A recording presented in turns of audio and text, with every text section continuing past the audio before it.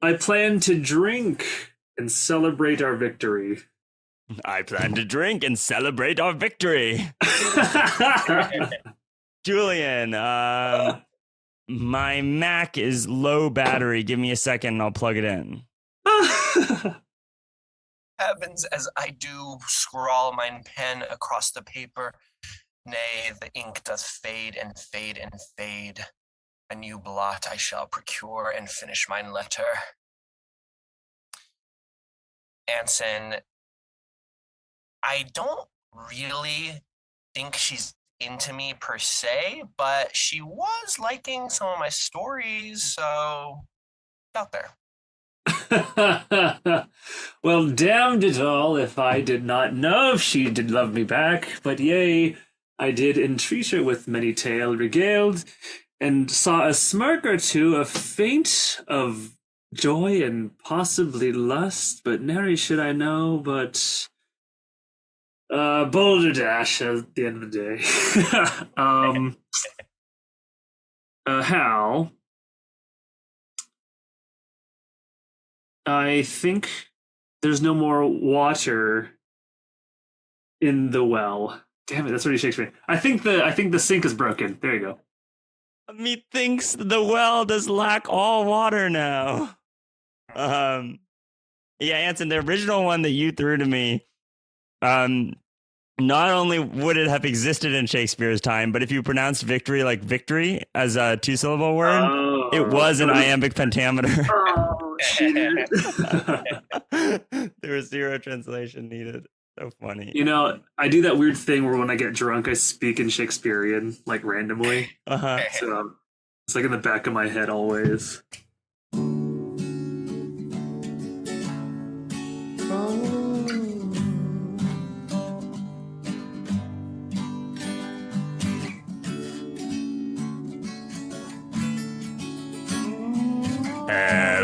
Hello, and welcome to another episode of Muprov Musings. This is episode 112. I'm one of your hosts, Hal Munger, and joining me now on the line is your tragic host, Julian Bernardo. For I was led in a tragedy, but it was not of mine own hand, as Hal did push me into it. So that really does make it tragic. Is true, but we are not alone on this line. We've got one more very, very, very special guest, the co-artistic director and producer of the UnScripted Shakespeare Festival, Anson Chan. How do? So good to be here. Hi, Anson. Great to have you on. Thank you. Oh my God, it's a pleasure, and what a great festival, man! Like, Hal, great job. Holy moly! Like, so inspiring. Great job to you as well. But for someone listening who is going, what festival? Could either of you two explain to that person what went on over the past weekend? Yeah, I'm sure we'll all get to give our take on what we thought that weekend was. For me, we had the UnScripted Shakespeare Festival this last weekend. I just came back from New York this week after a few days of much Shakespeare, much improv, many shows, meeting a lot of people. You two were actual planners for it, so I'm sure you'll be able to get into the guts. But from my perspective, it was a very fun improv weekend where I got to perform and watch. It was no ordinary weekend either. It was a 4-day weekend, a Memorial Day weekend. Mm-hmm. And it was full of many shows, many workshops, and you were part of one of the 3-day ensembles, correct? Yeah, I was part of the Tragedy Ensemble, which was one of the 3 labs, I guess, that was happening throughout the weekend, where we as an ensemble met from 10 to 5 on Saturday, Sunday, and Monday to practice for Monday showcase of the tragedy. This year, originally, we were going to have 2 ensembles. I've directed the ensemble every year since it started, but because last year we already were starting to have more demand for it than spaces in it, I decided to add a second one this year and reached out to Lisa Rowland, who I think is one of the greatest improvisers of all time. And she flew out from San Francisco to come direct the comedy ensemble, and I switched over to tragedy after having done comedy for 2 years. But because Lisa's so great. Once we opened up the signups, that instantly filled up way too much. So then we opened up a third one with Valerie Ward, who is a legendary improviser from the narrative group P Graph out of Austin, Texas, which is one of the longest running narrative improv groups in the entire country, and is just like, she's also one of the best improvisers in the world. So cool, very cool, talented people directing. But there was a lot more too that was happening right over the weekend. I was in one of these ensemble labs, so I didn't catch everything else. But Anson, you were kind of in the workshop course, right? Yes. In the past, in these Shakespearean festivals, there have been like other workshops to supplement the other days, as Hal has typically like taught his comedy over 3 days or so. And this time we've had 6 workshops, each in 3-hour lengths. I taught the first one, which was Intro to Shakespearean Improv, like for all levels. After that, there was a improvised combat workshop. The next day there was mime, specifically teaching for like status and like environment and stage picture building for storytelling and narrative purposes. God, what was after that? Let me look at the that afternoon there was language and poetry taught by Brent Hyros, who is the artistic director of the Spontaneous Shakespeare Company from Vancouver. That's right. That was a really cool workshop too. The day after was short form with Tracy Gordon, who's just so fun and funny, who had some really, really cool games that like I think could do well for one of the shows that we do, which is like a short form show. And the obscure Shakespeare plays, which is kind of like it was fun for the Shakespeare nerds, I think, to get together and like play around in that world and read like obscure dialogues with each other. It was quite delightful. And then like, oh my gosh, I have stories about that. It was really, really fun. Wonderful. Well, I'm curious, Anson, because this is like going to be a debrief reflecting on what we've learned. This was your first year teaching at the festival, although you've taught improvised Shakespeare before. What was that like for you? You had a sold out workshop. Oh, thanks. Yes, it was sold out. It was really fun. I've taught this workshop before in the context of my improv dojo. A lot of the exercises and format actually is stuff I learned with Alan Hawkins from Washington State in Seattle. I took a Shakespeare intensive, or like a drop-in thing, when I was back home once. And he was very passionate about wanting to spread this style of improv, the Shakespearean improv, further and wider. And so he wrote up like a cheat sheet of language that really helps people kind of like break into Shakespeare in a very accessible way. Because I think most people, when they think about Shakespearean improv, get super tripped up at the idea of like the language and pentameter specifically. I think the other aspects of Shakespearean improv are fun genre choices that they want to fuck around in because it's so specific and heightened, but the language thing keeps them very at arm's length. So having that little cheat sheet for people really helps them just settle in and play around. And then it's kind of like acclimating them to like, don't worry so much about what if you're fucking up the language, just have fun, and we're gonna laugh at the fact that we're just trying this fun new hat on together and playing around. And by the end, everyone's just like super comfortable and like can't wait to do scenes and stuff. So it was really fun to see different skill levels try this out, watch different people play around in this world. It went just like the dojo. I think I've Well, what is the dojo, Anson? Because that's another original. Oh, Anson. yes. So Hal was one of my big time supporters of when I had this like workshop, this long running workshop called the Improv Dojo, where I was kind of frustrated with how improv was being taught in a class setting where like one day you go over status, the next day you go over object work, the next day you go over emotion and like relationship. And I was frustrated at the fact that it's like, I want to get good at these things, but we're only going over them once in class. What do I do? And I came back from I came from a martial arts background. So the idea of like, you have to throw 1,000 punches before you break a board, or like before you start sparring in the wild, appealed to me. So I created like a series of like month-long workshops, each focusing on like one single skill, with the same exercise to get fluent or like better at one single thing in your improv. Was the thing that I started, and then Hallie would come to like all of them, and we were really supportive and great. Like I've never seen anyone as good and effortless at improv as you were, like doing the dojos. And I was like, oh my gosh, I'm so lucky to play with you and have fun with you.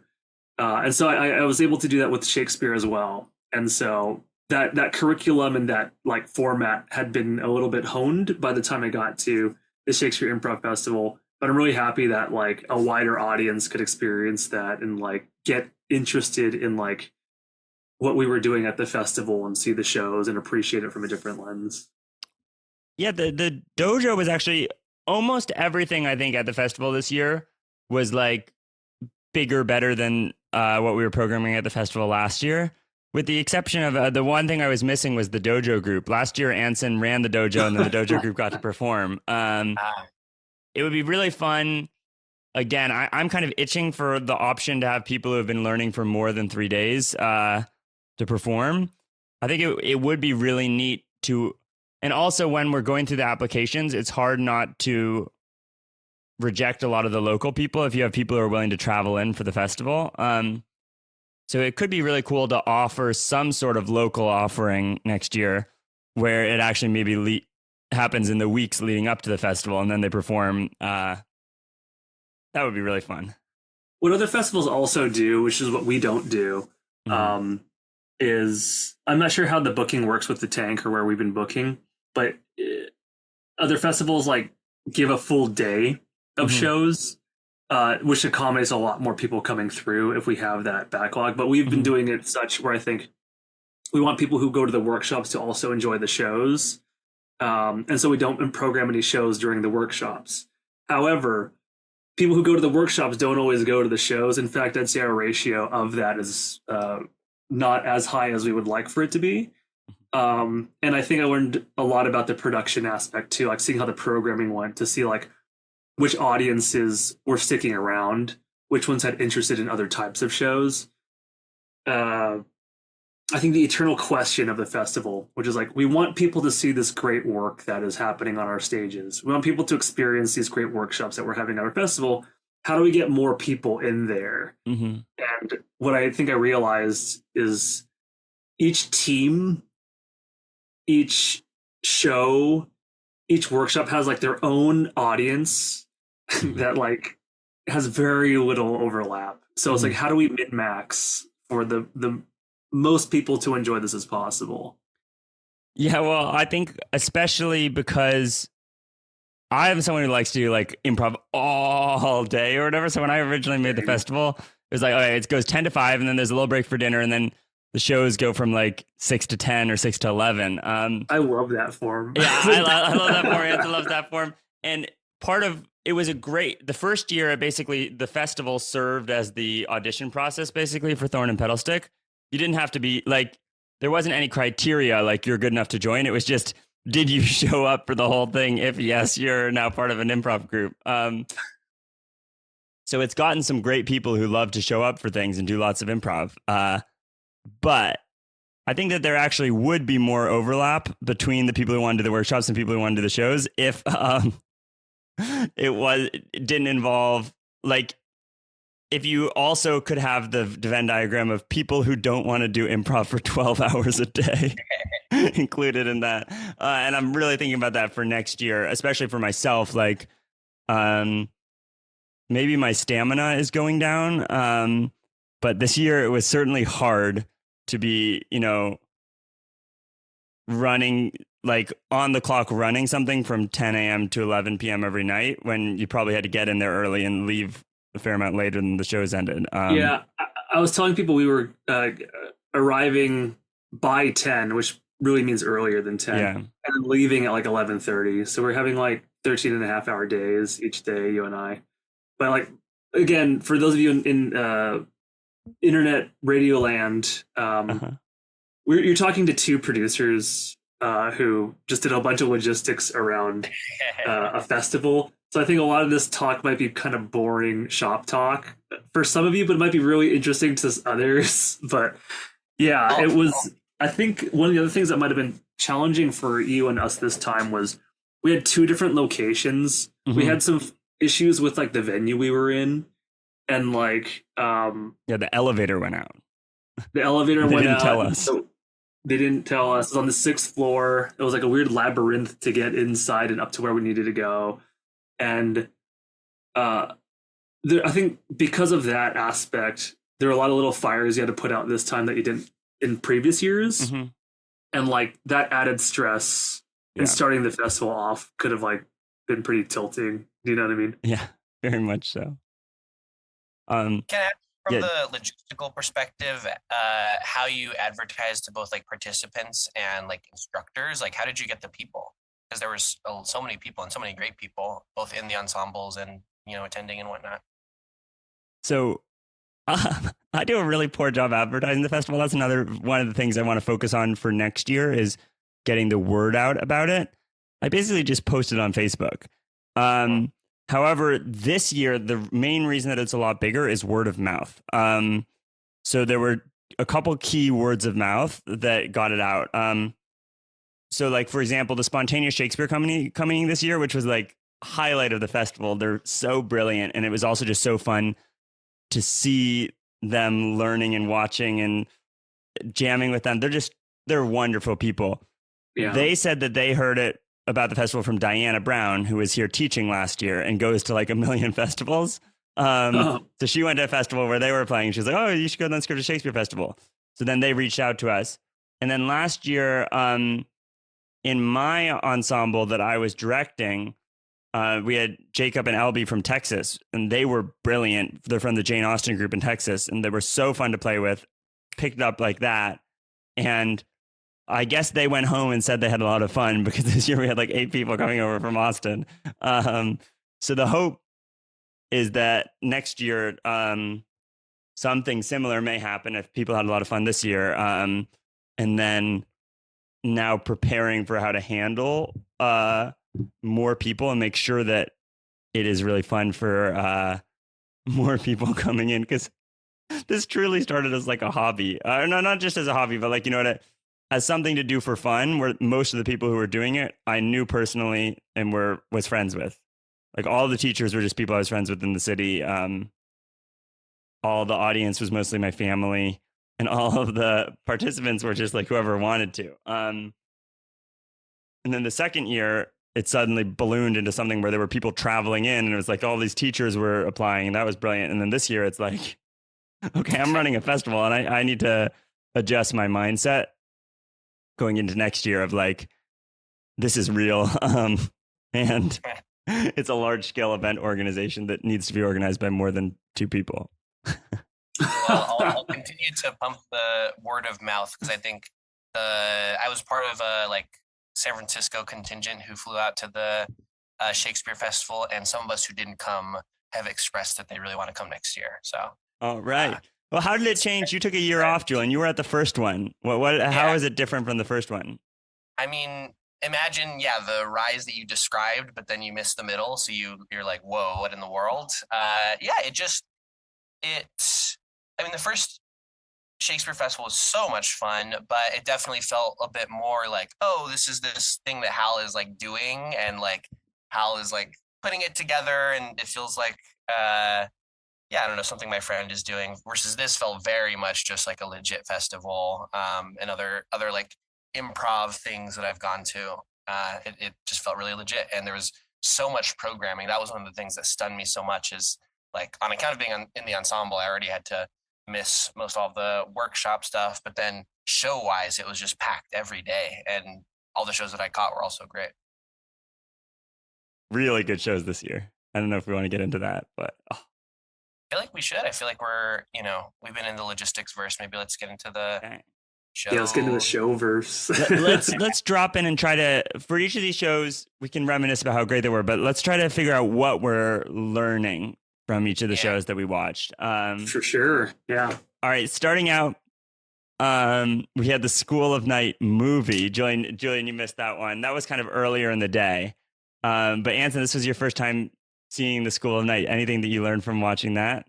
I learned a ton. I was pretty skeptical about a movie in a live Shakespeare improv festival context, but like I feel really, really lucky that I was able to experience that with like the Canadian guys, the Spontaneous Shakespeare dudes, you, and like I've heard you talk about them for a long time, but to finally like actually experience how they play, to watch their format. I'm very analytical when I watch improv, and I'm like trying to dissect what are the pieces that make this look effortless? What are the things that they practice to make this show look good? And discovering it's discovering that they do a lot of like short form practice stuff and assemble it all in like the larger context of like a bigger, longer show was very interesting because it's really, really excellent. And also, I talked with the other Spontaneous Shakespeare people. I think some of us recognize some of the voices, maybe. Like, we're like, do we know them from audio plays and audiobooks that we downloaded? Like, they sound really familiar. And, like, these are, like, real, honest to God, like, famous Shakespeare people, maybe, like, playing with these dudes. So it's really, really cool to see and experience that, even if it is recorded versus live. But that quality was superb. It was excellent.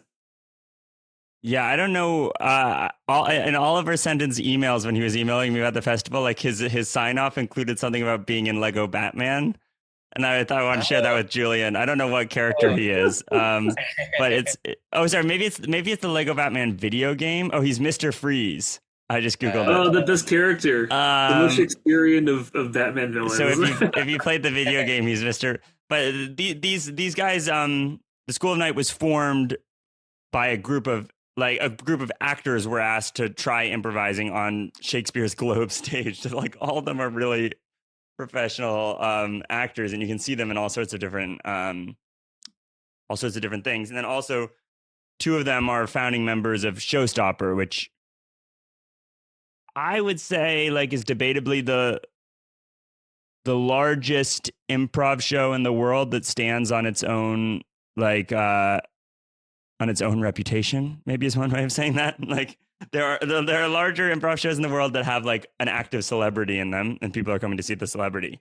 But I don't think that there's a more established show than Showstopper in terms of it's just an improv show that people go to see because it's great. So these guys are serious improvisers, really brilliant. Yeah, I know you've been wanting to get them to the festival for a while. And Big goal for next year. Big goal for next year. It's either going to happen next year or the year after. I'm really hoping it's going to happen next year. And I want to circle that back to logistics speak later. Yeah, because I have thoughts. Okay, well, this year actually, how I taught, I think in some ways was, and just how I was interacting with the festivals in some ways influenced by taking their workshop at Liverpool beforehand. When they taught, they started with meter and just went really heavy on meter. And I tried that a little bit with the tragedy. Eventually I pivoted off it in the tragedy because it didn't seem like the right way to get people into the right headspace for the particular thing. Like there's just so much to learn in the context of the tragedy that I was like, but we still did like an hour maybe of meter work. And I still think it's the core of Shakespeare now. I'll get into that when we get into workshops, because I took the language workshop and had some interesting insights too. What were you can just get into it right now. What were your insights from the meter workshop? Well, we did a lot of like language things, like trying to like do multiple things at once to like really stretch our brains before we got into the pentameter exercise. Mm-hmm. We were doing like make triangles with one hand and make a square with the other. I was like, oh god, like trying to like work both sides of the brain, rhyming and then into pentameter, and like it seemed like, and this is what I've noticed in Thorn and Pedalstick too. Mm-hmm. Those who get it just get it, or like those who are like at above the water level, they can tread water and they can breathe. But everyone else who can't are just drowning. Mm-hmm. And then like not only are they not getting it, it's not fun, and it's Yeah. like, oh Jesus, what do we do? So I asked the teacher, Brent, who was phenomenal. He was such a cool dude. Hey, Thorn and Pelsic have been like trying to do this for years now, and like we've been dedicating like an hour of each practice, like trying to do like language shit, and it doesn't feel like we've gotten farther. Those who are already great at this are great at this, just like what we witnessed in the workshop. Those who are like not there aren't getting closer. Is the like, how long did it take for you and your team to get there, and is it worth the time and effort put into it? He said it takes what he's seen. This dude's been doing it for like plus 15 years. It's like, oh, it's just 3 years of continuous practice. And I was like, Jesus Christ. And he's like, but is the juice worth the squeeze? I think it is. And then I was like talking to other people on his team though, and he's like, they're like, oh yeah, fuck it, I'll do pentameter. That shit's so fucking hard. So it's like, you know, I think for those who really appreciate it and get it, they want more of it because it is such a rare thing to find in the wild. But I think that is one of those things where it's like, you know, you see two. This is a very bad example.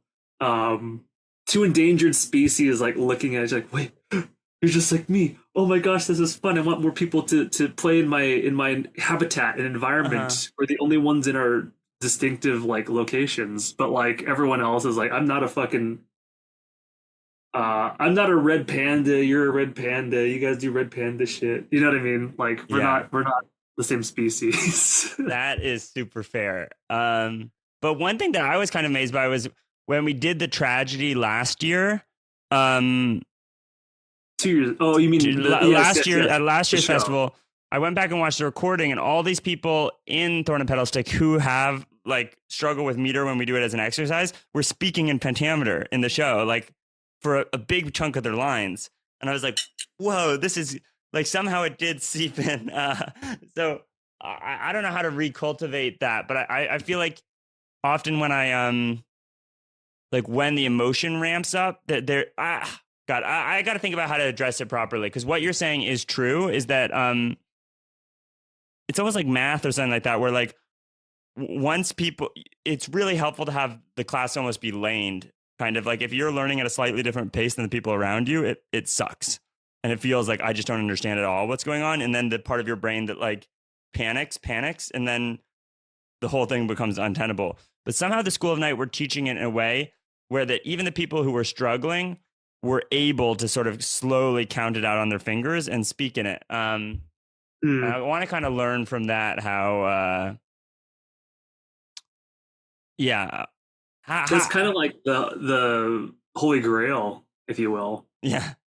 Getting people to, because can they take non-Shakespearean trained actors or performers and get them to? I wonder what their timetable is when they teach plebs or civilians. Because like, no, really, because like I think if you're a Shakespearean actor, you have such a different experience with the material and the language that like.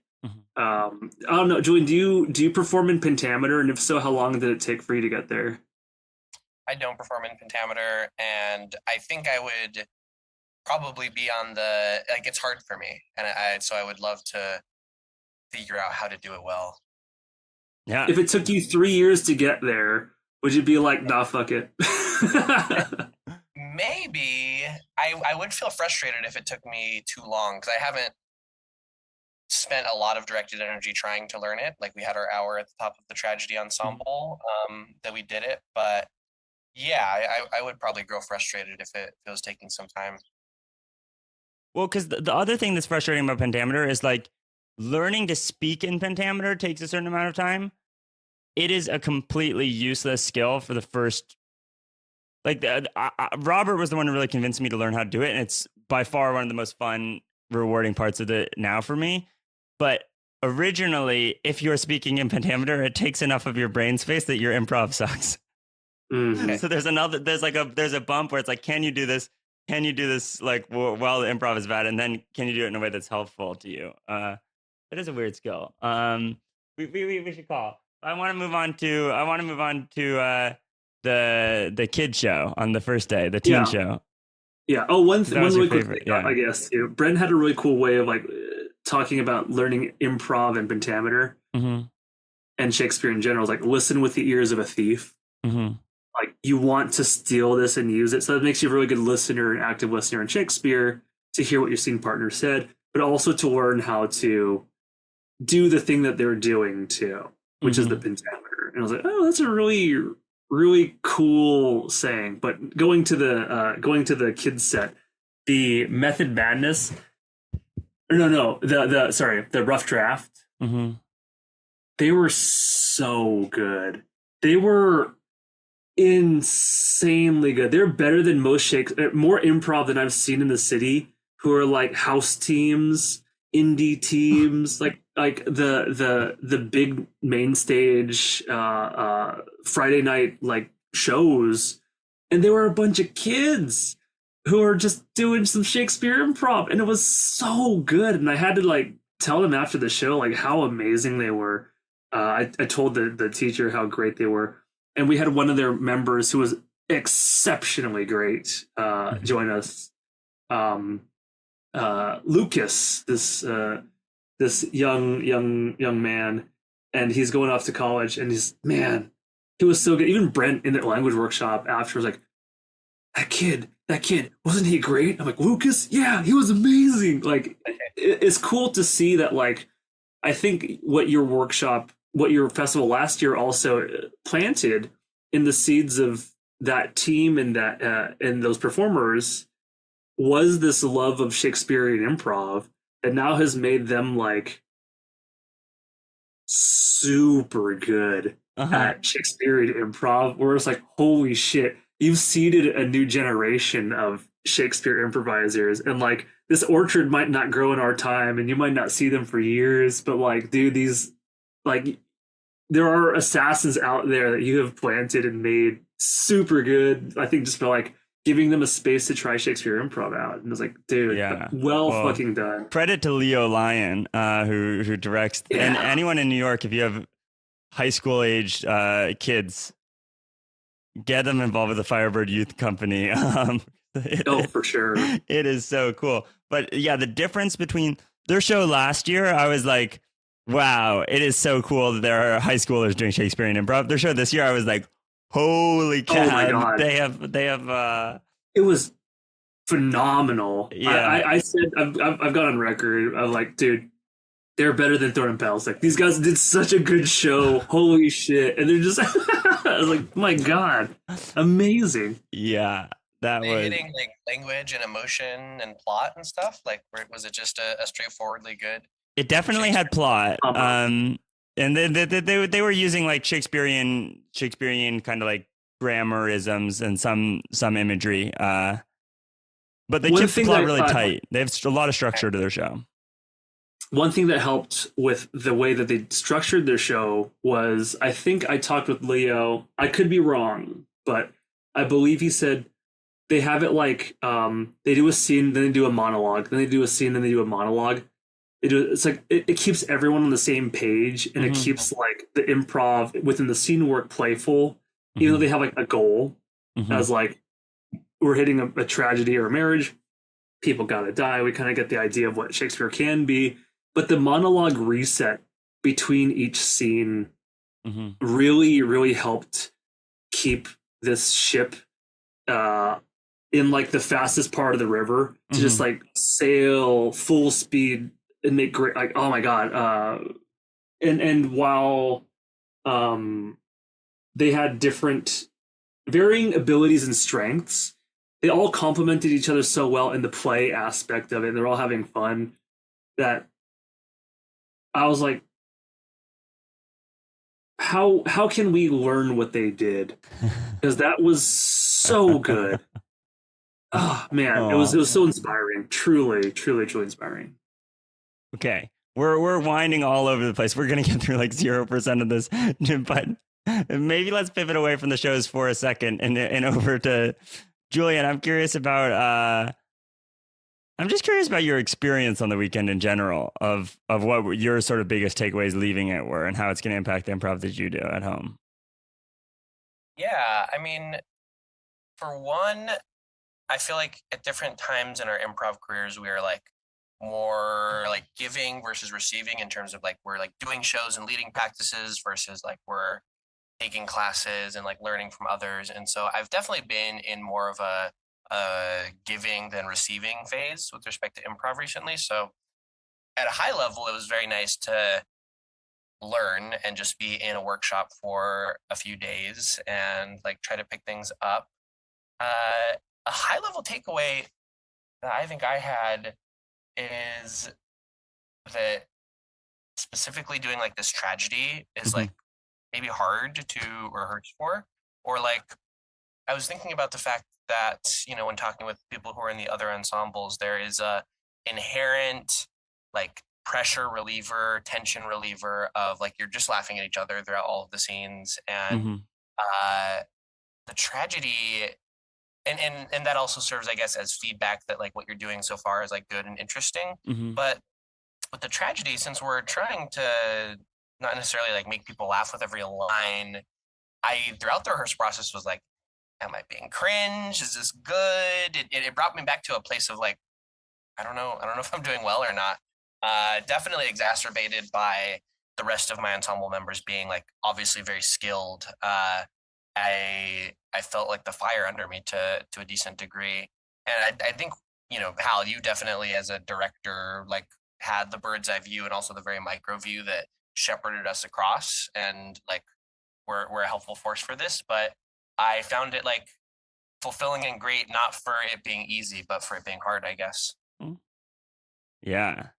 And I learned that from Anson directed the Thorn and Pedal Stick tragedies. So that was my first encounter with improvising Shakespearean tragedies.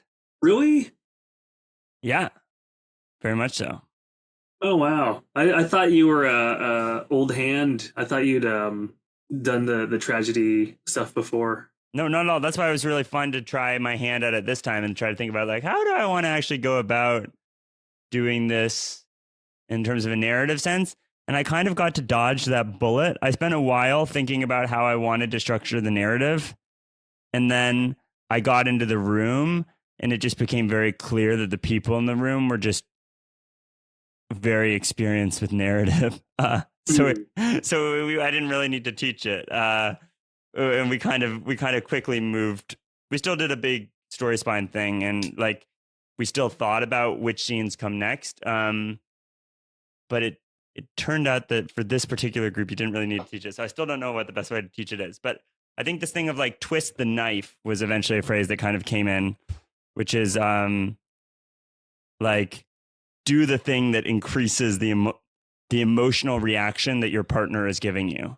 Like eventually it was like, can you emotionally react to the lines that your partner's saying, even if at the beginning it's fake? And then can you try to say things that whatever emotional reaction you're getting out of your partner will increase it? So if they're in love with you, can you try to make them say things that will make them more in love with you? If they hate you, can you say things that will make them hate you more? If they're sad, can you make them, you know? The beautiful thing about the tragedy is that like it feels like you're setting up dominoes to be knocked down at the end. Yeah. And you can make those beautiful, cool patterns of dominoes. And the more elaborate and like big it gets, the cooler it looks when it finally topples. Unlike a comedy where you kind of like know you're building to like narratively find some way to wed. It's tragedy is like we just have to emotionally get to a point where that, like I said, the twisting of the knife is like just adding pain to the death blow. How much more can we just make this as sad and devastating as possible, where it feels in many ways easier when you're just trying to really affect your scene partner / the story in a way that I think improv with comedy is in many ways harder for good and for ill, right? Because like it's the first time we did our tragedy show, and we did that workshop, our I think some of the participants had issues with the emotional vulnerability and what it was kind of bringing up in like allowing for really tragic events and relationship things to occur. But as we've continued to do this more and more, I think like our vulnerability and our openness to be affected has also increased. Whereas in comedy, you have to always keep that in the back of your mind that like I'm trying to make people laugh and for this thing to make fucking sense, which is much harder than the tragedy. But people also have it more of like an emotional block to like be that open and to be that affected and to drop things to be tragic than it is to be mentally doing all the juggling and gymnastics that it takes to do a good comedy, which is very interesting. Yeah. It's a weird different ball game. If we want to talk about the tragedy for a second. Sure. Which one? The Thorn and Pedal Stick or the one I directed? The Thorn and Pedal Stick one. Sure. I some of my friends watched the stream of the tragedy. Yeah. And they were just like amazed by how locked in we were with each other. And saying how we got to keep doing this together, like how good it was and like how no one does this in improv. But the funny thing is we don't do this ever. I think it's one of the things that we're the best at in like the city especially. And, it would be cool if we did more of it. But where is the audience for watching this devastating heartbreak? Yeah. I mean, I think that we would need to focus in certain ways if we were going to do it. This tragedy, I was super in my head for the Thorn and Pedal Stick one, because the clock died right at the beginning of the show. And then, like, there were a lot of scenes that were not progressing the plot, that were, like, perfectly, like, if you show me as a scene, I would be like, oh, yeah, this is a watchable scene. But I was like, anytime my character entered, they were basically screaming like, haste, be fast, we must move. Because thank you for doing that. I was looking at your watch, so I knew that I knew we were running out of time, and I knew that the other people in the group didn't know we were running out of time. So I was like totally panicked. But the next time I'll charge the clock. But yeah, I think it's a tricky sell. And that I think that part of what I learned for the tragedy that I directed was I watched Ancestors and was part of Ancestors at the Liverpool Improvisation Festival. And I was like, these guys are like, Mark did such a good job designing the show that it instantly puts a lot of buy-in into the reality and into just the whole operation. And that was why for the tragedy that I was directing this year, like I took the same musical transitions that he had did for Ancestors. I was like, those are awesome. I really want to try to find a different set of music that'll work in a similar way. And then bring in the blood and the, just the basic set pieces. Cool. I never see fucking like fake blood in improv. It's like, it was so joyful. Yeah. I couldn't help but just laugh. Like, it's a blast. I think it's okay to laugh during the tragedy as well. But I think that's one thing, is that if we were to run it more regularly, we would want to, I think we'd want to up the design a little bit. Because I remember even last year when we were playing with the plastic weapons, I was starting to feel like I have these real emotions, but I'm carrying a plastic hammer. Like I can't. Yeah, I think for the audience, it does more too to help ground the experience if you have a real prop. Yeah. That goes to my next question for both of you. I used to do a movie podcast from back in the day, very similar to our improv questions in general and upon reflection. But I guess, Julian, I'll ask you first. What was something that you really liked from your tragedy ensemble experience? What was something that you didn't really like? And then the last thing is, I'm transitioning this last question because this is what I did for the sake of movie stuff, but like I'm changing it. What would you like to focus on or improve the next time you were to do, if you were to do this workshop again? Brilliant. That's why we used to debrief shows. Yes. So if we would say instead of didn't like, we'd say, what do you want to focus on for next time? But I guess there probably won't be a Yeah, next but time. So I think there's honesty. we can do it the Anson way. negativity. We can do it disliked.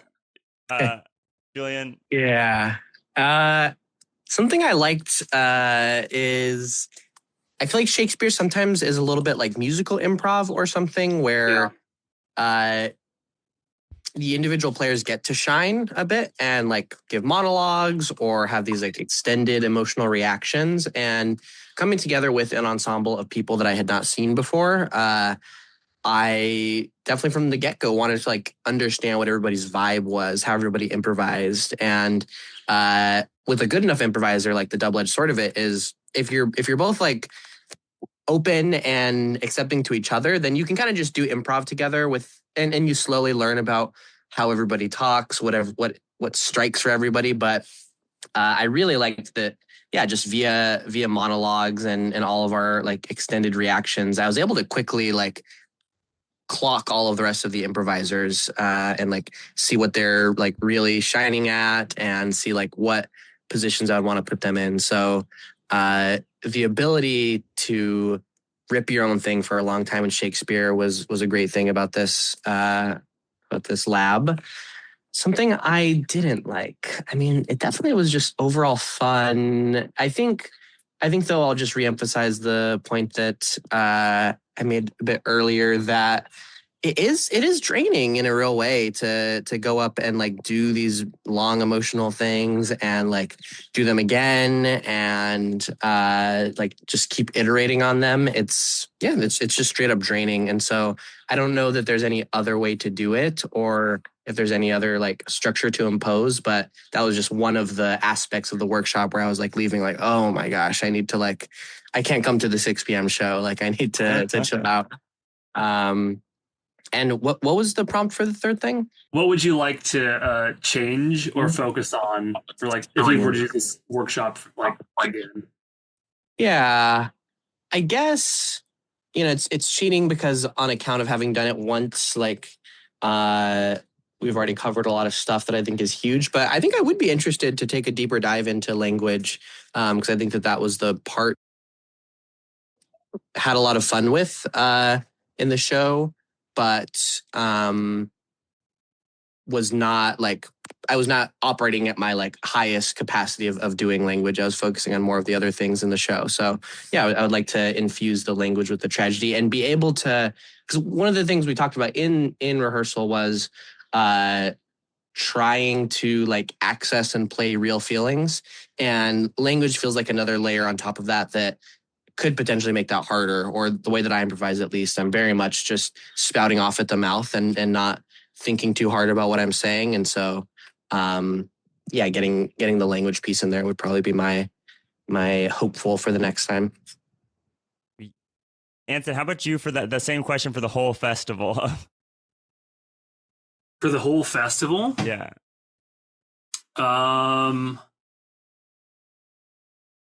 God, that's such an all-encompassing question. What I really liked about the festival was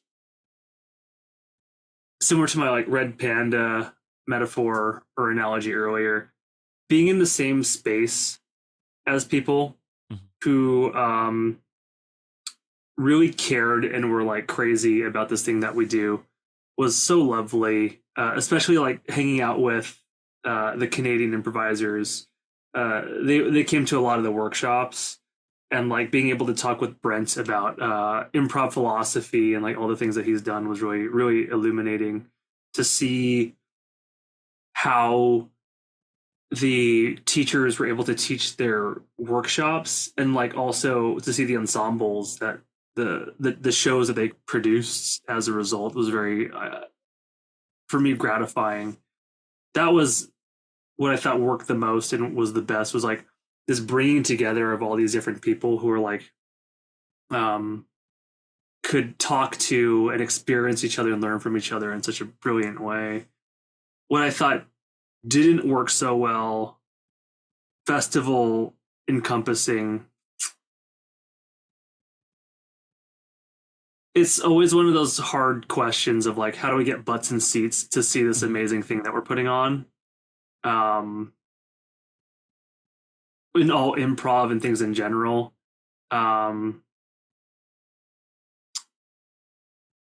I think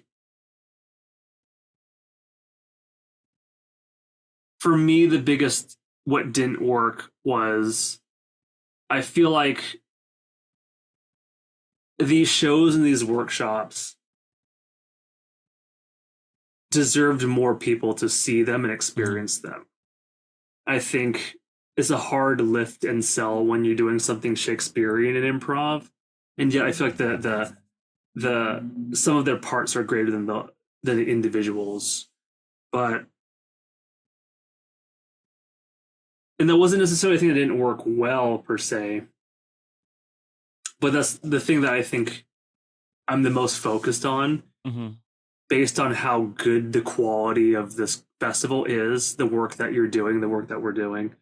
The thing that I would focus on for the next festival, encompassing, would be, for me, I think the easiest thing to fix would be like doing the lift, the ask, the search for things sooner, and to have like regular meetings about like what we can do along the way. Because like I'm very ADD and a lot of my stuff comes together at the very last minute, but like I think a lot can be done if both you and I or whoever else we're working with could start sooner and like hit things progressively that would allow for the teachers, the students, and the audience to kind of like come and to experience it with like more time. That I think that's the biggest aspect that I would like to focus on next time. Yeah, makes sense. The start earlier is also on my list of changes. But I was pretty pleased with the audience size this year, especially compared to the audience size last year. Because it used to be that truly we were just doing the shows for ourselves, basically. And this year, because there were so many people traveling in, there were often lots of people in the audience watching the shows. And there were some shows that had really big audiences where we were running out of chairs and stuff like that. So, as the clock ticks, I want to make sure that we give our flowers to the other ensembles that performed, and also more generally to the other shows that happened and whatnot. But I'll speak quickly to the comedy ensemble, which was directed by Lisa Rowland, and their show was just, I thought, fantastic in terms of like, sometimes in an improv show, I feel like people can feel like they were left by the wayside. And especially when you have an ensemble of, I think there was only 2 people in that ensemble who knew each other coming into it, or who like had improvised together. And yet everybody had an interesting, compelling character that served the plot. I heard a bit about what happened in the ensemble rehearsals, and unsurprising to Hal or I, Lisa was both an excellent director of improv as well as an excellent like manager of ensemble like feelings and thoughts and that kind of thing. What happened? I don't know any of this. I think that it sounds like she was able to really strike a balance of having a strong directorial vision of this is how Shakespeare should be done, because she is someone who has like she's like a picky person, I think, with improv. And yet it sounds like she was able to give a lot of direct feedback to people in a way that kept everybody happy and like only served the show. And so it sounded like she was really good at feedback. Yeah. Yeah, I didn't give any feedback in ours. I gave a lot of like, ooh, change that. You got this, like, but I don't think I ever went up to someone and said, here is something that I've noticed about the way you play. Can you change? That's interesting. I'd be curious to know. My rose for the comedy ensemble would be, it was the best improv I've seen the entire year, hands down. And that was a team that came together in 3 days, taught by one person. And I cannot believe, like, seeing that show, that was the constraints, that was what happened. That was like the product of that culmination of people and that one person teaching it. Like, holy shit, that was so good. Yeah. Like, nothing but roses for that comedy team. It was the funniest, most committed, most interesting, non-prescriptive game and narrative. Like, it was so beautiful. Oh my gosh, it hit on every single level for me for improv. Kudos to everyone who did that comedy. Kudos to Lisa who fucking taught that. Like, dear God. Yeah. Bouquets of roses. A whole field of flowers for thee. Yeah. It was awesome. And I think that's one cool thing about expanding this year. I felt horrible that we had to say no to so many people this year because there were so many applications, but it did mean that all three ensembles, like the baseline experience level of the people in the ensembles was like, a lot of those people like ran an improv theater or had been improvising for 20 years or like, you know, had some kind of crazy background coming in. So really talented people mixed with like an insanely talented director.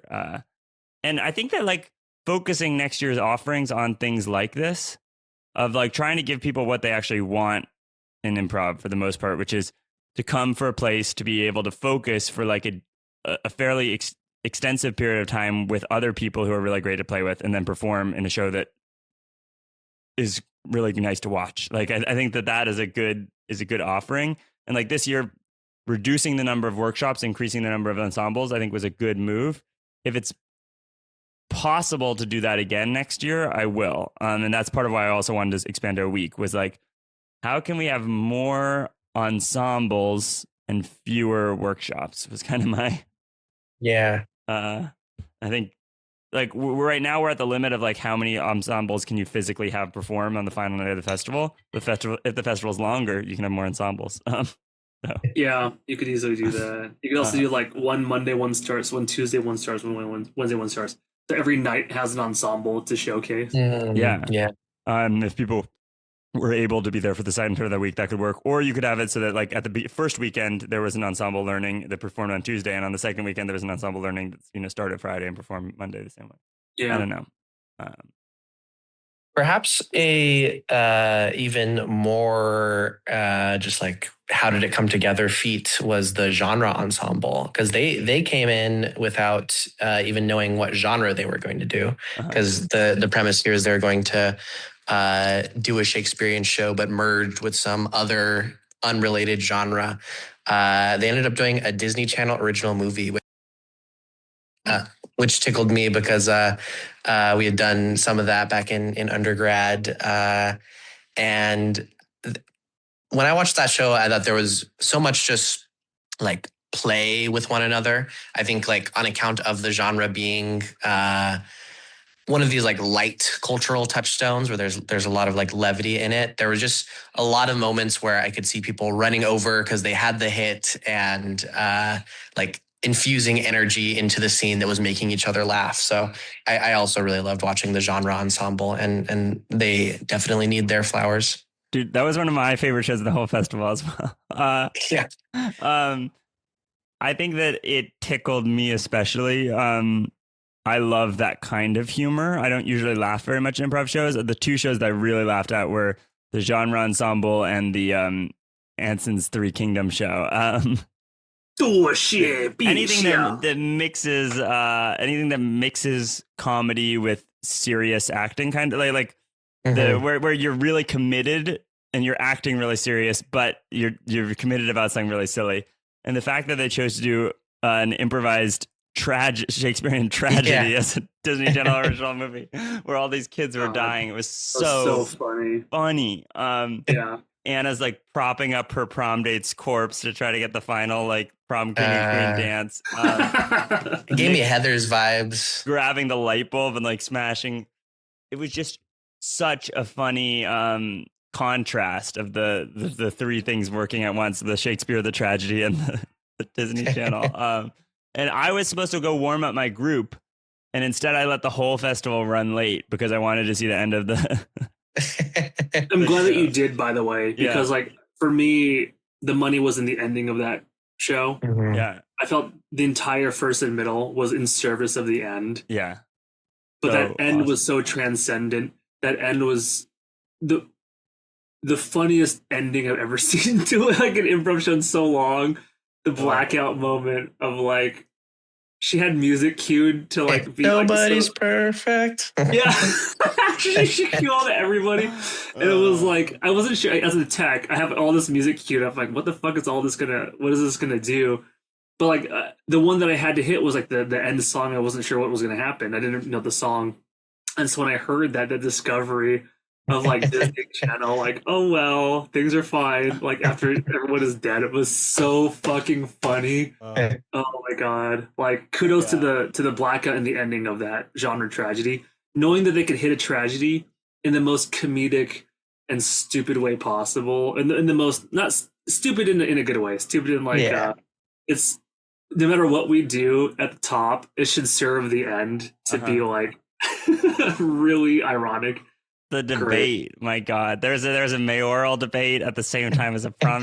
They just went really wild in terms of structure and narrative, and it was awesome. Valerie is crazy, brilliant. And I can't.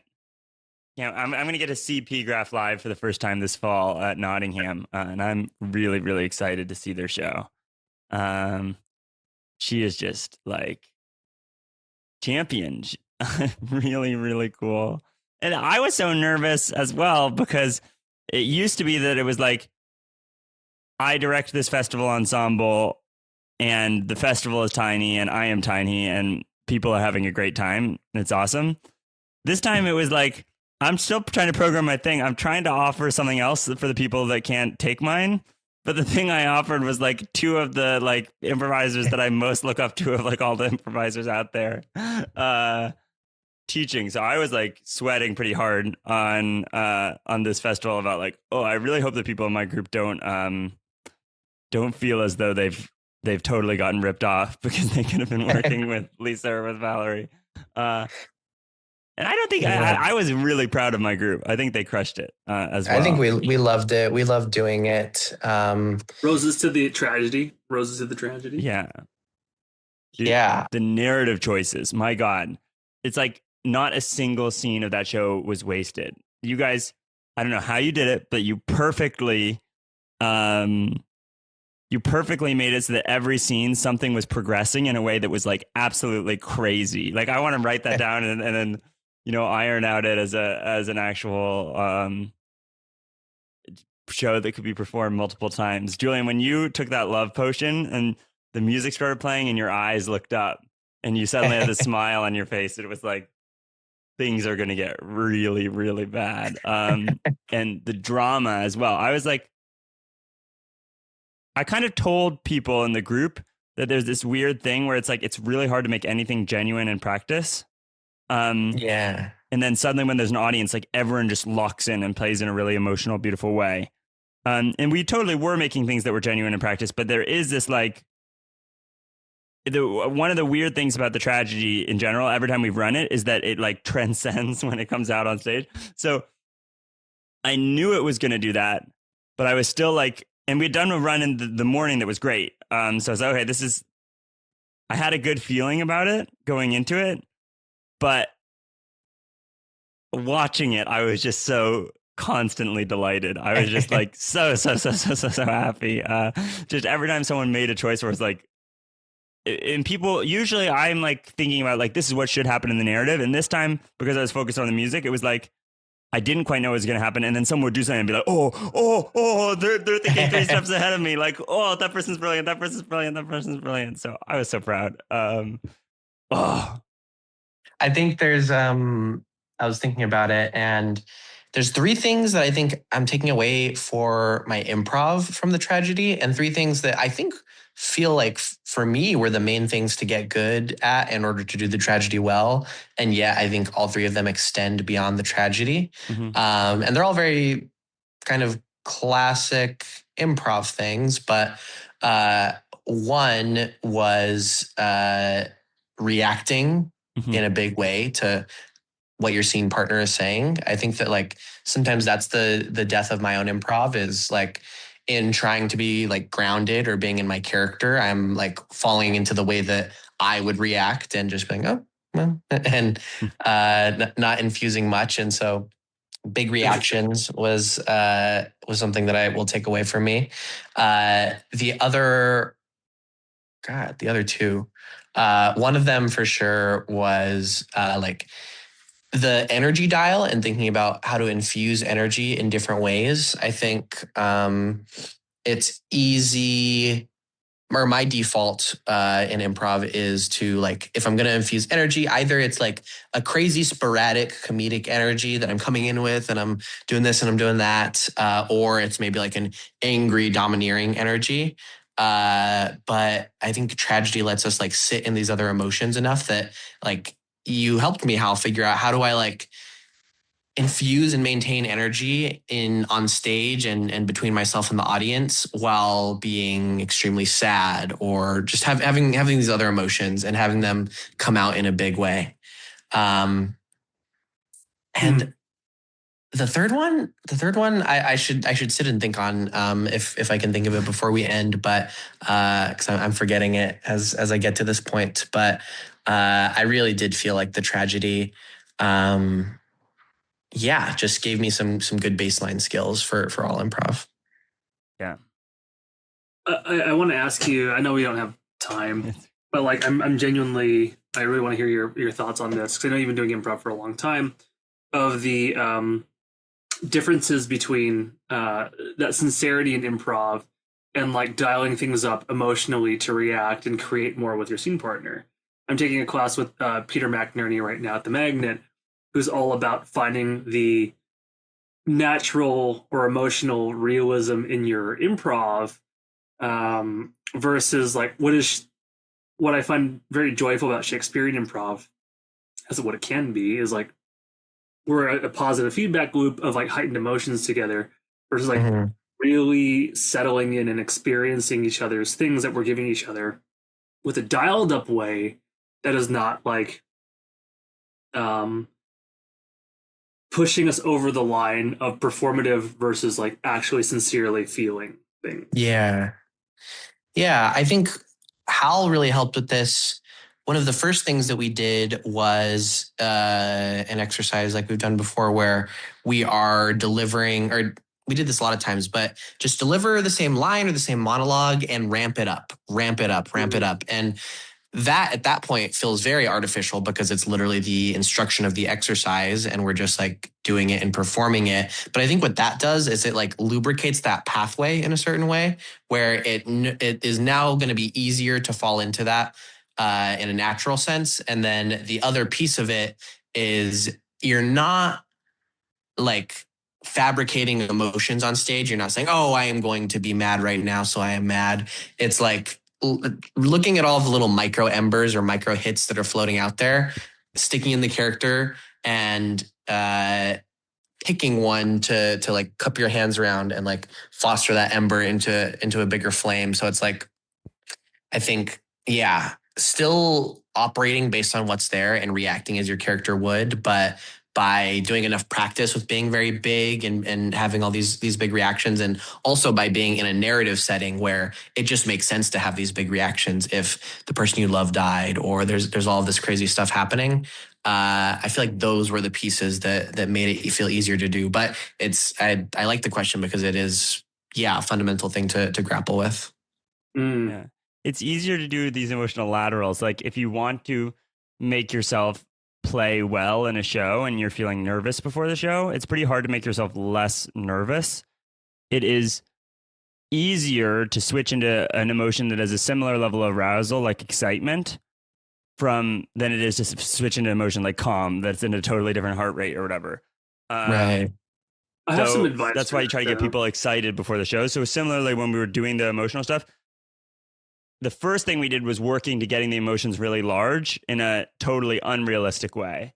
Mm-hmm. And then it's easier to do a lateral from that into a realistic emotion at the same scale. And so like after getting to the peak of the most biggest monologue we could, the next thing we went is we sat in a chair and we were really close to people and we tried to give the monologue in the same level of intensity that we had before, but now sort of quietly and with pauses and like where you were holding that energy inside you. And I think that those kind of lateral, and same with the show, at the start of the show, then my instruction to the audience was at the beginning, emotionally react whenever there's anything that would make an audience audibly emotionally react, even if you're faking it. And same for the performers. And then that sort of a little bit of the fake juice suddenly becomes real. And I don't really know why that works, but it suddenly shifts over to feel real. No. I understand that. Yeah. I know we're low on time.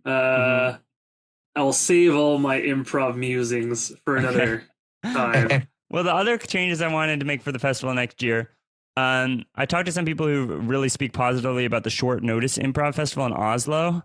And I met the director there this year, and he is awesome.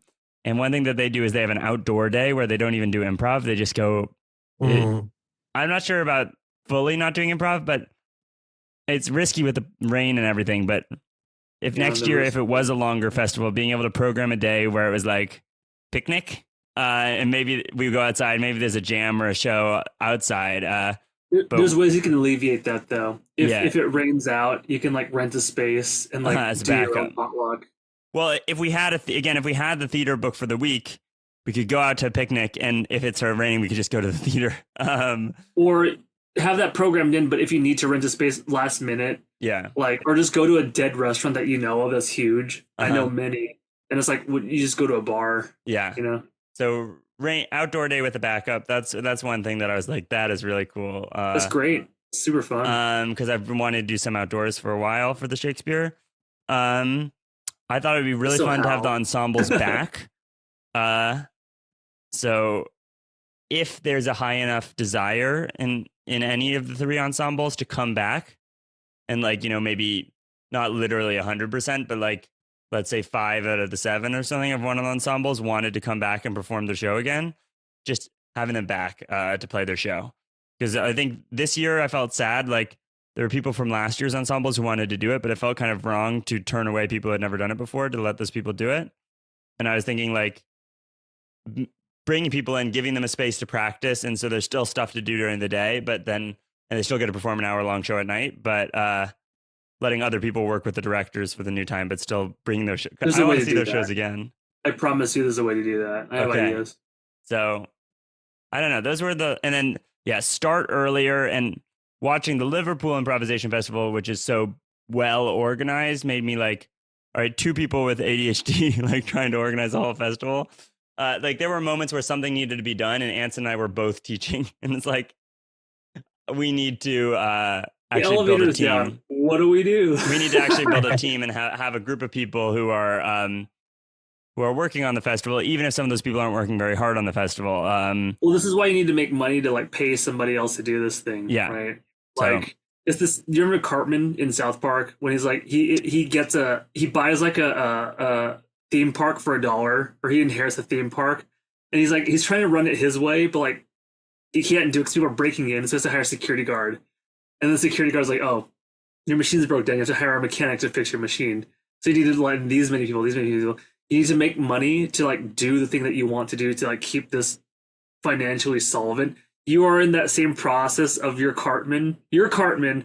I'm your security guard, and I'm telling you like, oh, now your fucking roller coaster is broken. You need to hire a mechanic. In order to get a mechanic, you got to let in 10 more people a day to pay for that mechanic. Yeah, though.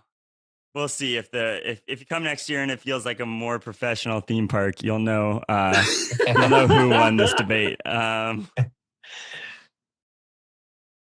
Cool. By the way, I'm drinking the sake I bought at the first night's festival. It was a really good sake. They're right next to like a whole Japanese district of things, and it is such a fun place. BK1, thank you so much for having us. Brooklyn Shakespeare Festival. You guys next to Sunrise Mart and the sake place. Go to the Brooklyn Shakespeare Festival. It's so nice of them to host us. They're really cool. They're the nicest people like I've ever worked with. Yeah, I learned a lot from just talking to Anthony. He's been doing this for 20 years, right? He had no idea. He had a theater company in high school and a theater company in college, and then right out of college he started another theater company. He's just been doing it ever since, which is very cool. I think we should probably wrap, but there's something I want to wrap with, which is just calling out a moment that happened on stage that stuck with us from the whole thing. I can start to give you guys time to think, and say that there was a duoprov show that happened on the second night. It was the first show that night. And sorry, do you remember the name of the person that Lisa was Ben improvising? Johnson, which is a crazy Shakespeare name. That's a little ridiculous. Historical context. They had this show and it's duoprov, so they're playing all the characters. But there was a delightful like arc to it where there was a like royal family that had typical succession, suitors kind of plotline going on, and then there was the forest magical creatures, and like slowly we came to realize that the like king of the forest creatures, the Oberon-esque figure named Masculon, had previously loved the head lady of the kingdom, and they came together and had a reminiscing of it, and it paralleled the children's romantic journeys that they were going on. There was so much delightful from that show, but that was one it all coming together moment where I was like, how are two people doing this? Brilliant. I do too. Please. Okay, I got two because the two shows I haven't mentioned that much, and I want to make sure that they get the love. One of them, Anson's Three Kingdoms show I absolutely adored. But this is not a moment that involves you really, Anson. Well, actually, no, it does. You were the instructor. There was a running bit throughout the show where there was this instructor warlord who would only take on a student who could land a blow on him, and nobody could. And eventually, there was this other running character who was this young girl who was very, very smart and good at getting her way throughout the show. And she eventually came to the instructor warlord and wanted to train. And the instructor warlord always lets you choose your weapon. And people have been choosing all sorts of ridiculous things, from between weapons to like scrolls, and they've always lost to this guy. And she chooses her weapon, and she grabs like a flute, and she plays and goes, and then there's just a long silence, and everyone's like, "What happened?" And she was like, "Anson, do you remember the exact line?"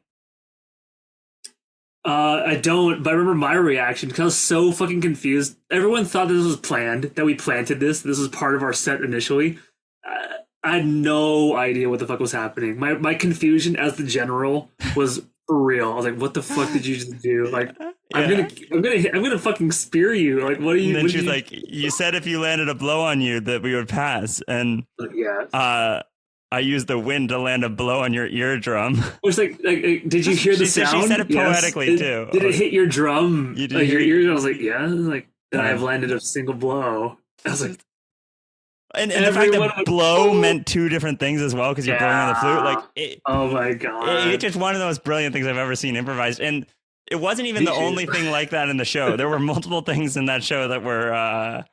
That was the highlight forever and ever. Like that is this crazy talent. I can't believe that happened. And then another one, we haven't mentioned Stephen Longstaff's show at all because we started going in order and then we had to run through the middle.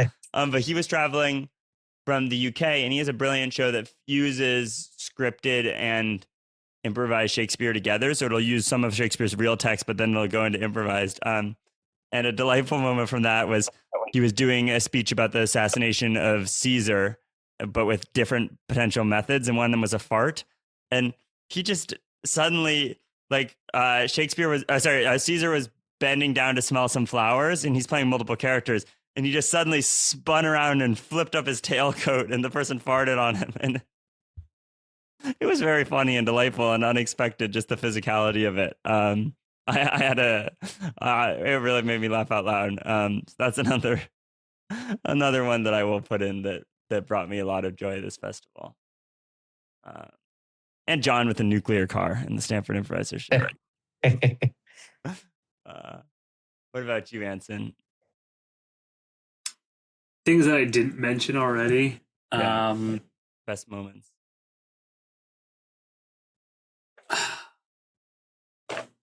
This is selfish because I was in the set, but when we were done with the tragedy, mm-hmm. I think you, me, Robert, and Tanner had tears down our face when we got up to take our bows. I don't think I was literally crying. You were literal water on your face? Yeah. I was upset, but I wasn't. There was no literal, but that is awesome. That is freaking awesome. I think then definitely Tanner, me, and Robert did, because I talked to us after. We were able to cry when we died during our set. And I've never seen an improv show, let alone be a part of it, but like just to see in general, like an improviser cry. And so it is selfish that I was in that set too, but to see that this had genuinely affected like tears in the performers was like, it raised what improv could be in my mind to like another level, because like they tell you to lock in and feel the things, but like to cry with your character is like really cool. If it wasn't a set that I was in, I truly loved the it's a toss up. I enjoyed the show I enjoyed the most was the comedy ensemble. They were so committed. They brought such a fucking fun energy. And that guy who was the big dumb friend who was like, was so committed to his bit the entire time. Everyone just had such a distinct energy that complemented the ensemble so much that, for you to do that in 3 days, bravo to the end of the earth. I want to see you guys perform again if you ever can. Yeah. My favorite moment from that ensemble was the when they were suddenly like doing the foot wrestling and stuff like that. They had all this mention of feet. I don't know. That was making me laugh. So smart, genius. Oh my god. Goodly feet. Sicilian rules. But really, really, really, the shows this festival were so fun.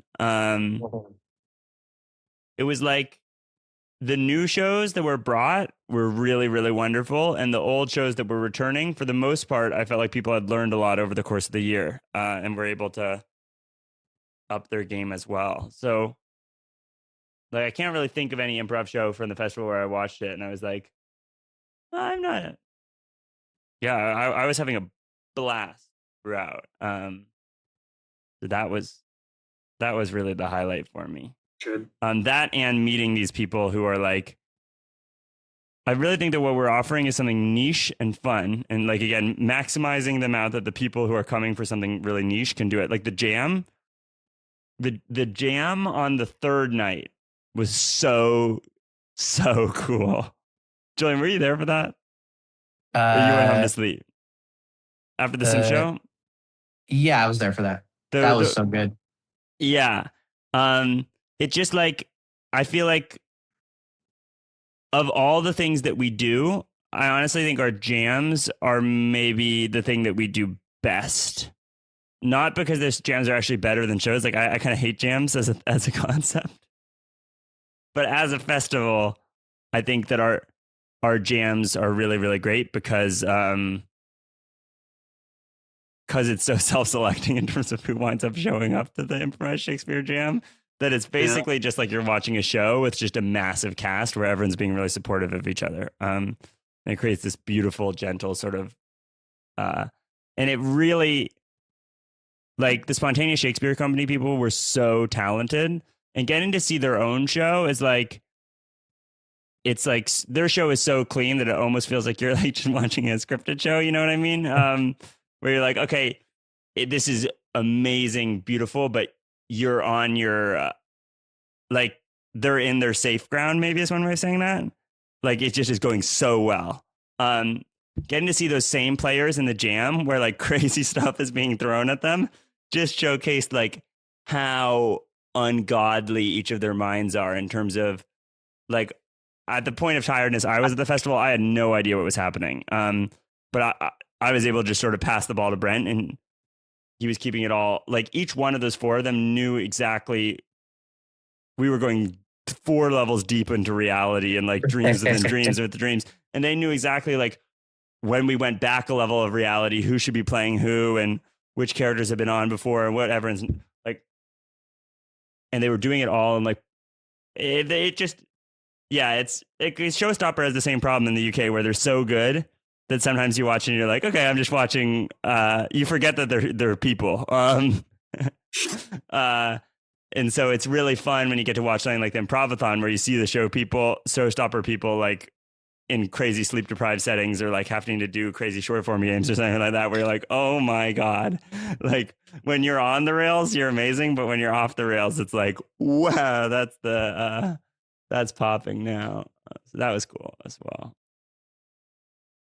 Oh, really. We fun. barely touched on this podcast, but What? I'd love to hear more about your guys' like improv philosophy and Yeah. things that apply to Shakespeare improv at some point. Go check out the other 111 episodes. Let me catch up. Yeah, it's a short catch up time. This was such a fun weekend. It definitely is a highlight of my year and will be by the end. The Unscripted Shakespeare Festival. So much fun to fly out for it. You coming back next year, Julian? I'm coming back next year. Yeah, there we go. Okay, force him to say it. That's like proposing to someone in a crowded restaurant. I'm the crowded restaurant. Yeah, the crowded restaurant is minute 90 of a podcast that no one listens to. You could have said yes. There's no binding on that commitment. No, I'll bind myself to it because it was so much fun. And okay, if any interest wanes, I should just look back on this video. I mean, if Julian's coming, maybe we should make it a month-long festival just so that we trap him into his word. Julian, do you teach improv? A year-long festival. Right now I'm a coach for Bats Improv out here in San Francisco. I love to also instruct like ensembles of peers as well. You got a workshop you want to do at the festival? So the first year the festival Julian ran 2 of the workshops of the festival because it was truly just anyone I was friends with was running. And if you want to come back and run a workshop, that would be awesome. Julian directed a tragedy that had Tanner was in it and Sam Kamanitz. Yeah. It was so good. And then the combat workshop was like, it was a packed workshop. There were like, I don't know why, but there were like 15 people there and you guys were all running around and fighting with like, yeah, Julian, if you want to teach this year, you were obviously at the busy packed schedule. But next year, we shall see. We shall see. But that would be fun. I will definitely for sure be there, but we shall see if I want to. Well, we'll see. I'm having that same thought of myself of whether I want to teach or not next year because coming out of this year, really, really fun to teach. I'm so happy with how the tragedy went. I don't really feel like I need to run the tragedy a second time. Just teach a 3 hour or 4 hours. I could teach a 3 or 4 hour like workshop and but yeah, I kind of want to take next year. I kind of want to be. Yeah. I want to kind of learn and jump around and play in that way. So depending if the demand to do things is like so extraordinarily high that we desperately need more people to run things, then I will run things. Or if I come up with some brilliant idea, like I really want to do Shakespearean X, Y, or Z, then sure. But especially if we manage to get the School of Night to come, I would want to just be a student. Because I was already this year having Valerie and Lisa here and not being able to learn from them was pretty frustrating. Yeah. Seeing Lisa's show, like I'm like, oh my God, if I can ever get a chance to learn from Lisa, I will do so in a heartbeat. Yeah. Cool. Super cool. All right. I think that's we've certainly ear beat the world enough about the festival, but hopefully if you're listening to this and you're part of the niche ensemble, niche group of people who's interested in Shakespeare and improv, interested in festival management,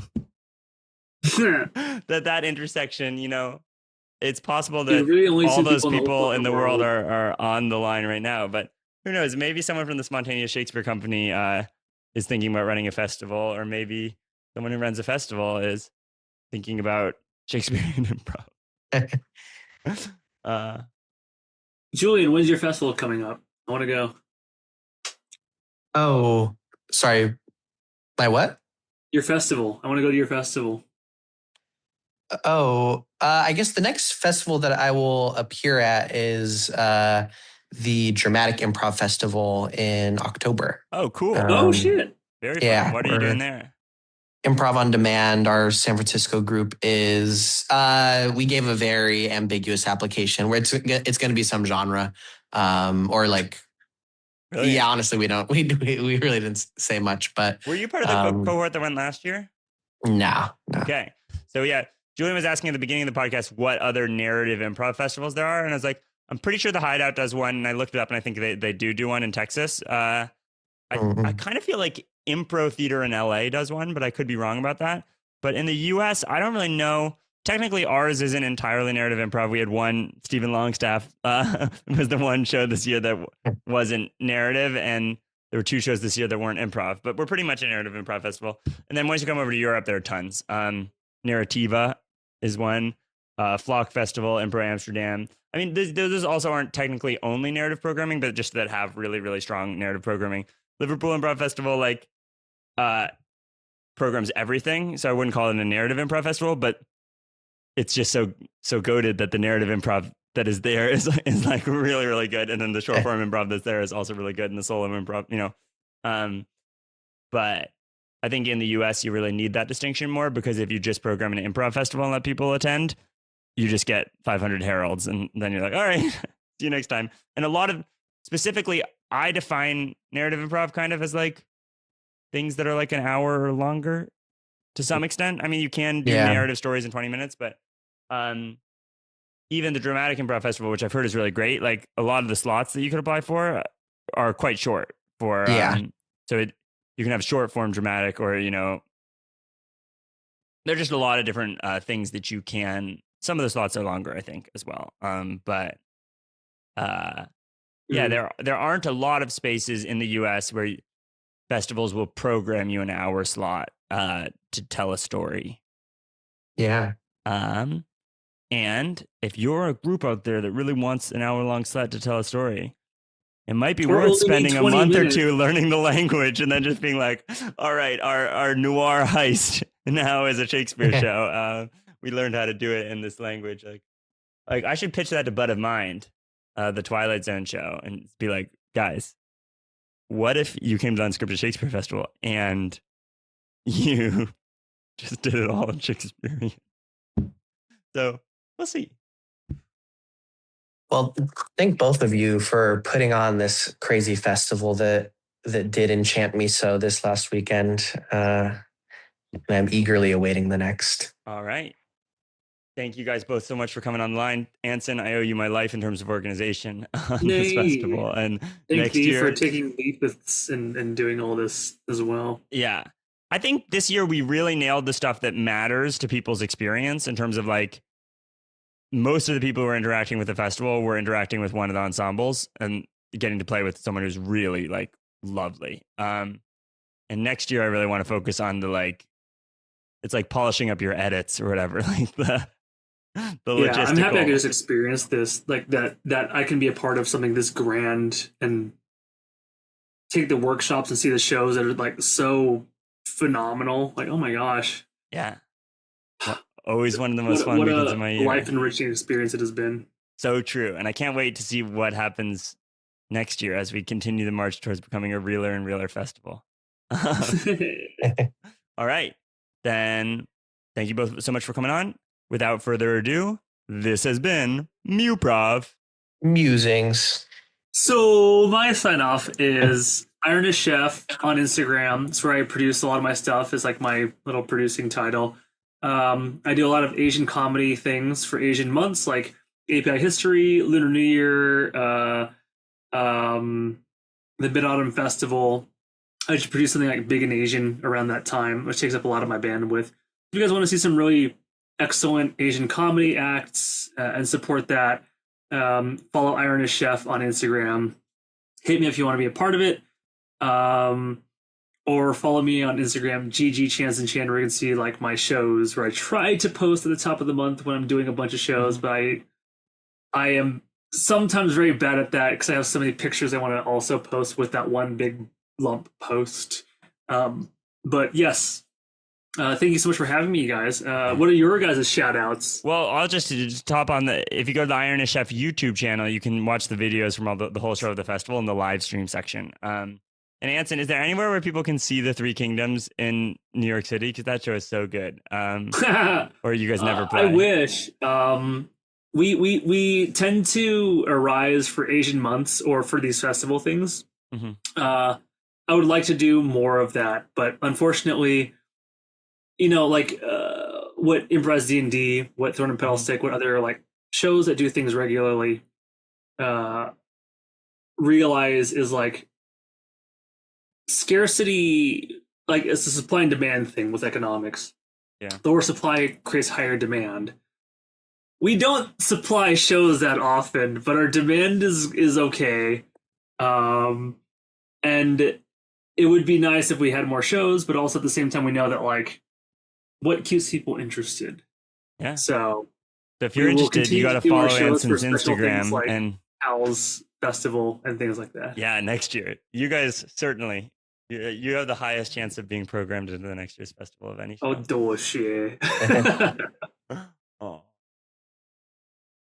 Julian, where can we follow you? Check out improvondemand.com. Check out at On Demand Improv on Instagram. Different placement of the word improv. Keep an eye out on those. We're getting some recurring gigs and stuff out here. So if you're in the Bay Area, San Francisco or not, we're performing all around. Yeah, Julian, I just wanted to apologize. I've completely taken over the Muprov Musings email and Instagram. I use them both completely as my personal Instagram and my personal email address now. So don't read my emails, but also don't log on to that anymore. I haven't logged in a million years. Okay. Yeah. Brilliant. You can log into the Instagram, obviously, post whenever you want. But my email, I use that for everything. Yeah, I should schmung my bung, get my day started. I'm about to go do an improv workshop today. It's improv for film, where the concept is we're developing characters that we're gonna shoot in a short film. So fun. Yeah. That'd be cool. I love improv where you come up with the characters before. Yeah, schmung your bung. Yeah, I gotta schmung my bung. All right. Well, great chatting. Good to see you, Anson. Good to see you, Hal. Good to see you too, Julian. I'd love to hear more about your improv musings. Yes. More musings abound. I'll catch you guys later. Bye. Bye.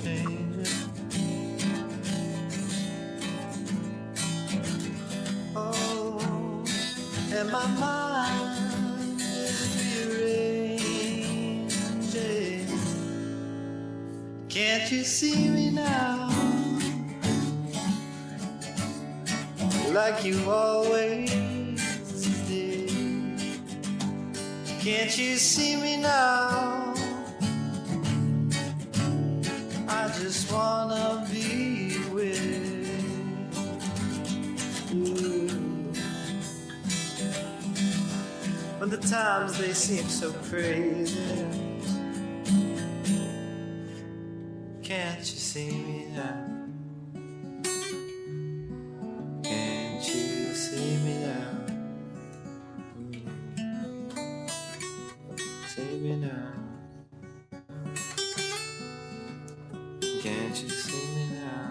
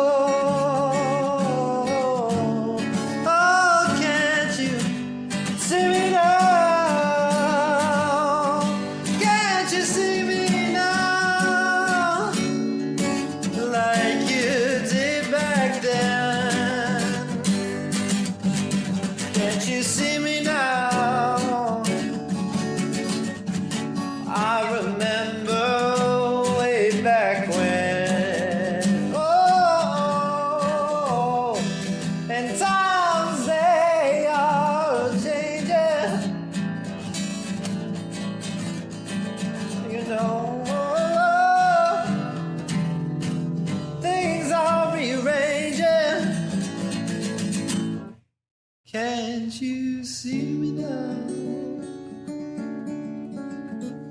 Can't you see me now? Everything is changing. Can't you see me now? Can't you see me now?